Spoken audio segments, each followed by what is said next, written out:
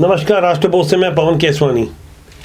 वर्ष 2023 की शुरुआत से ही छत्तीसगढ़ में राजनीति नई दिशा में जा रही है, जहां आरक्षण को लेकर कांग्रेस 3 जनवरी को महारैली की तैयारी में है। 70 से ज्यादा संगठनों का समर्थन जुटाने का दावा किया गया है। लेकिन कांग्रेस के लिए बुरी खबर यह है कि सतनामी समाज की ओर से 2 टूक इनकार कर दिया गया है, और इनकार की वजह भी जैसे साफ है कि पहले जहां 16% आरक्षण मिलता था, अब नई व्यवस्था में, नए विधेयक में यह व्यवस्था 13% की है। इसी बात को लेकर सतनामी समाज की ओर से एक बड़ा बयान सामने आया है। अध्यक्ष प्रदेश कांग्रेस कमेटी को बता दिया है कि हम उस महारैली का समर्थन नहीं करते। कारण इसलिए कि जैसा कि आप सब लोग को विदित ही है, नए विधेयक में जो आरक्षण का प्रावधान किया गया है, एससी के लिए 13% है, एसटी के लिए 32% है, 27% ओबीसी भाइयों के लिए है और 4% हमारे आर्थिक रूप से पिछड़े हुए सामान्य भाइयों के लिए है।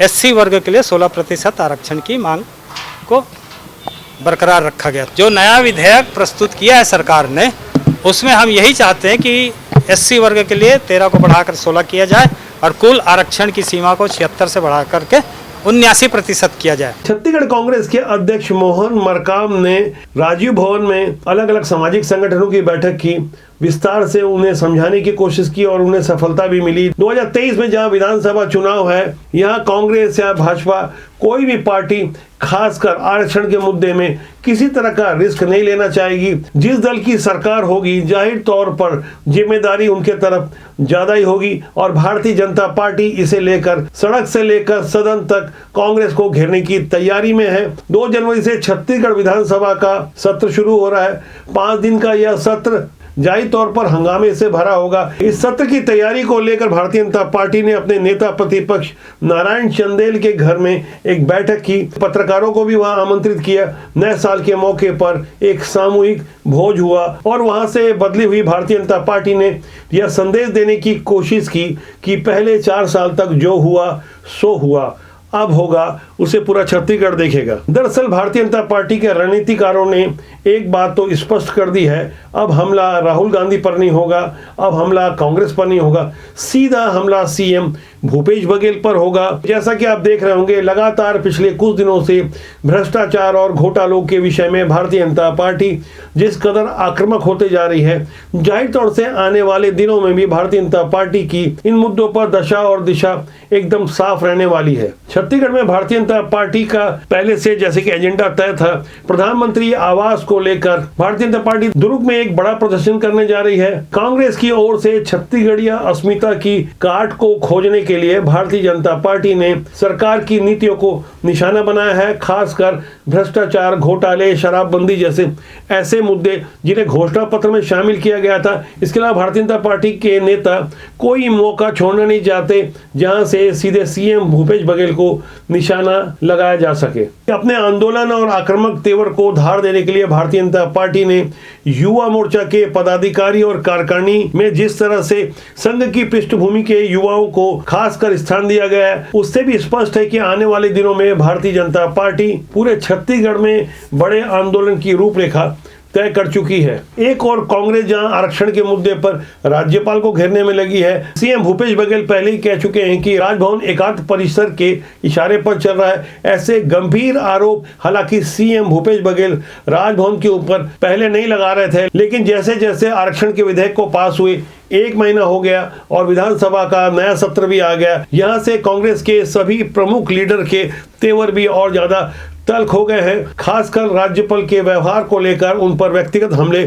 जो किए जा रहे हैं, वहां से एक संदेश देने की कोशिश हो रही है कि कांग्रेस आरक्षण के प्रति ईमानदार है। जो 76% आरक्षण की सीमा तय की गई है, भले से उसमें कुछ तकनीकी विसंगतियां हो, लेकिन कांग्रेस किसी भी हाल में अपने सोशल इंजीनियरिंग के फॉर्मूले को छोड़ना नहीं चाहेगी। वहीं भारतीय जनता पार्टी को कहीं ना कहीं परोक्ष रूप से सतनामी समाज का समर्थन मिलता नजर आ रहा है। हालांकि आरक्षण का विधेयक भारतीय जनता पार्टी ने कांग्रेस के साथ मिलकर संयुक्त रूप से पास किया था। वहां जो 76% का आरक्षण तय किया गया है, उसमें भी भारतीय जनता पार्टी अपनी सहमति जताकर यह बताने की कोशिश कर रही है कि हम छत्तीसगढ़ के सामाजिक ताने बाने के साथ जुड़े हैं। दरअसल बीते 4 सालों में छत्तीसगढ़ की राजनीति में जिस तरह से सामाजिक समीकरण तय किए गए, छत्तीसगढ़ अस्मिता की बात की, वहां से जाहिर तौर पर राजनीति की दशा और दिशा बदल गई। पूर्ववर्ती डॉक्टर रमन सिंह की सरकार जिस तरह से चल रही थी, वह अंतिम के कुछ सालों में उनके विरुद्ध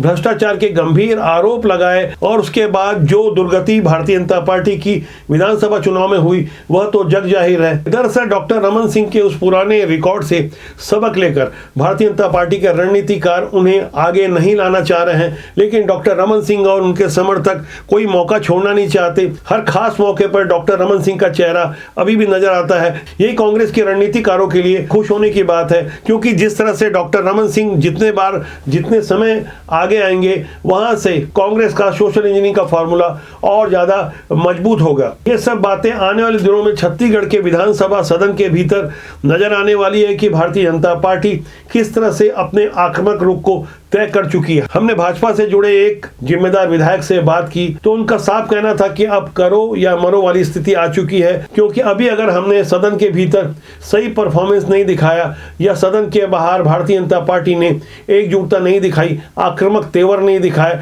तब इसका खामियाजा आने वाले विधानसभा चुनाव में उठाना पड़ सकता है। इसे लेकर भारतीय जनता पार्टी की सेंटर लीडरशिप भी बहुत अलर्ट है। जिस तरह से ओम माथुर को यहां तैनात किया गया है, उनके तेवर को पिछले दिनों सोशल मीडिया में वायरल एक वीडियो के माध्यम से आपने देखा होगा कि किस तरह से वे राजस्थान में सीधे तौर पर पीएम नरेंद्र मोदी के बारे में बहुत कुछ कह रहे थे। उस वीडियो की झलकियों को आप चंद सेकंड में देखिए, उसके बाद आपको ओम माथुर के तेवर का सही एहसास होगा।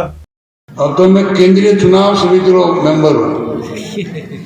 ये जयपुर वाला कैडी की लिस्ट भेजी ना, तुम हर कहानी एक एक न जानो, ध्यान रखो।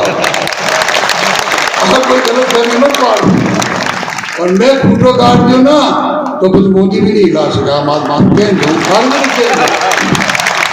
देश में किसी भी राज्य में किसी भी दल की सरकार हो, भ्रष्टाचार और शराब दो ऐसे मुद्दे हैं जहां कोई भी सरकार बैकफुट पर आती है। भारतीय जनता पार्टी मौजूदा कांग्रेस सरकार की इस कमजोर कड़ी को अच्छी तरह से पहचान चुकी है और आने वाले दिनों में इन्हीं दो मुद्दों पर ज्यादा आक्रमण किए जाएंगे। वहीं दूसरी तरफ कांग्रेस को आरोपों की सफाई देनी होगी। बदले हालात में मूल्यों और सिद्धांतों की राजनीति जहां कहीं पीछे छूट गई है, राजनीति की प्राथमिकता सिर्फ जीत की सफलता को माना जाता है।